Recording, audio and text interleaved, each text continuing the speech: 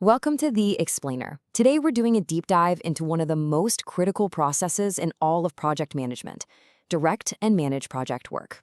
We're going to break this down with the kind of clarity and precision you'd expect from a top consultant, really focusing on how you turn a great plan into a real-world success.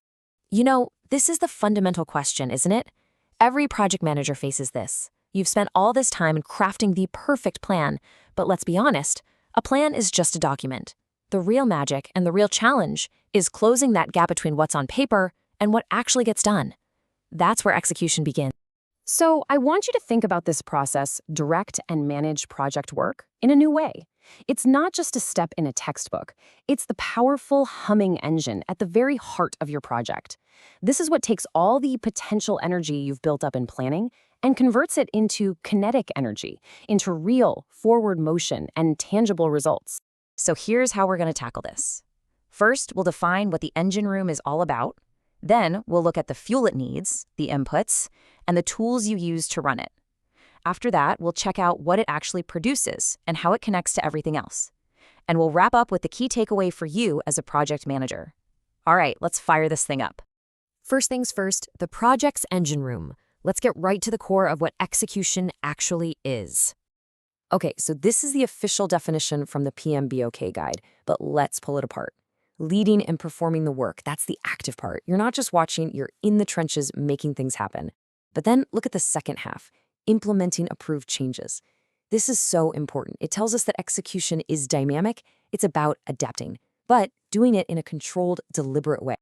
And here's the so what. The whole point of doing this well is success. Simple as that. This isn't just about managing tasks to keep people busy.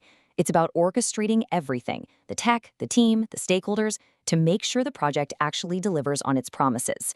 This process, right here, is how you fundamentally increase your odds of winning. Okay, you can't run an engine without fuel. And it's exactly the same with our project engine. The quality of what you put in is going to directly determine the quality of what you get out. So let's take a look at the essential inputs that get this whole process moving.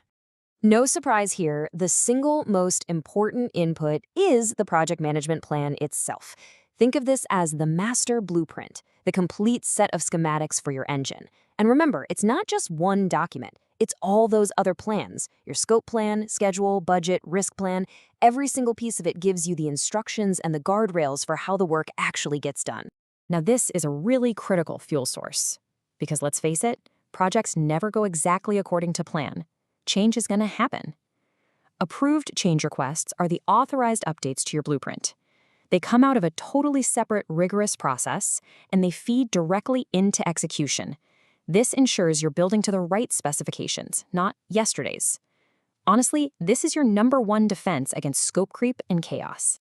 Okay, so out of all the possible documents you could look at, this slide really boils it down to the vital few. I want you to think of this as your execution dashboard. On one side, you've got things like the change log and lessons learned. They give you context and help you get better as you go. On the other side, you've got your forward-looking charts, the milestone list, the schedule, and the risk register. They tell you where you're going, when you need to get there, and what icebergs to watch out for. All right, we've got the fuel in the tank. So how do you, the project manager, actually run this engine? What are the levers you pull? What are the gauges you need to watch? Well, there are really 3 core tools you use to manage the work.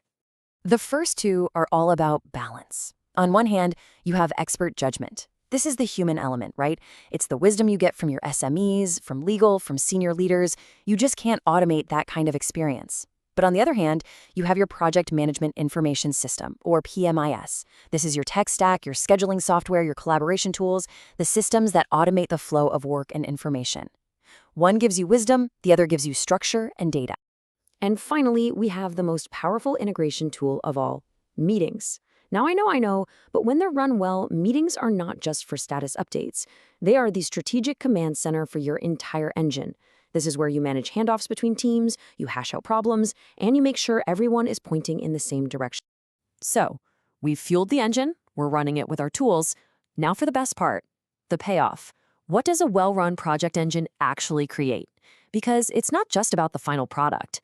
It produces a whole set of rich results that power the rest of your project system. Of course, the most obvious output, the very reason the project exists, is the deliverables. These are the tangible things you're actually building. The piece of software, the new marketing campaign, the research report. They're unique, you can verify that they're done, and they are the physical proof that your plan is being executed successfully. Now, this is a really critical transformation to understand. As your team does the work, you generate work performance data. These are just the raw facts, like we spent $5,000 today. That data then gets analyzed to become work performance information, which adds context, like we're now 10% over budget. Finally, that information gets rolled up into work performance reports that people can actually use to make decisions. And this whole process we're talking about, it's the source of all that raw data. This chart gives us a fantastic visual summary. Take a look. While deliverables are the biggest slice at 40%, they are definitely not the whole story. A massive 60% of what this engine produces is information. It's work data, it's change requests, it's the issue log. This proves that execution is just as much about generating project intelligence as it is about building the final thing. Okay, so a process like this doesn't just exist in a bubble, right? It's part of a bigger system. We've seen what our engine produces. Now let's follow the pipes and see exactly where those outputs flow. Understanding this is the key to seeing how everything in your project is truly connected. First up, your deliverables. They don't go straight to the customer. No way. They are the direct input to the control quality process. This is where your quality team gets their hands on them and inspects them against the standards to make sure they're right before anyone else sees them. And what about those change requests that pop up while you're doing the work? Well, they don't get implemented just because someone had a good idea. They become the primary input for the Perform integrated change control process. That's where a formal change board reviews them, analyzes the impact, and gives an official yes or no. And finally, that incredibly valuable work performance data, those raw facts from the front line, becomes the foundational input for pretty much all of your monitoring and controlling processes. Control scope, control schedule, control cost, they all grab this raw data, compare it to the plan, and tell you if you're on track or not. So, we've taken the engine apart, we've seen how it works, and we know where all the pipes go. What does this all mean for you, sitting in the driver's seat? Let's boil this whole thing down to your core responsibilities as a leader during execution. I think of this as your essential checklist for execution. Your job isn't just about cranking out deliverables. It's about leading the team. It's about protecting the project's integrity by only implementing approved changes. And it's about managing the flow of information, generating that data, managing the handoffs, and keeping that issue log up to date. This is the active, hands-on work that separates a good project manager from a truly great one. And we'll end with this question for you. Think about your current project through this engine room lens. Are you actively managing the inputs? Are you using the right tools to keep everything running smoothly? Are you tracking all the important outputs, not just the final deliverable? This whole framework is a powerful way to diagnose your project's health, to move beyond just being busy, and to start making sure your engine is running efficiently and creating real value.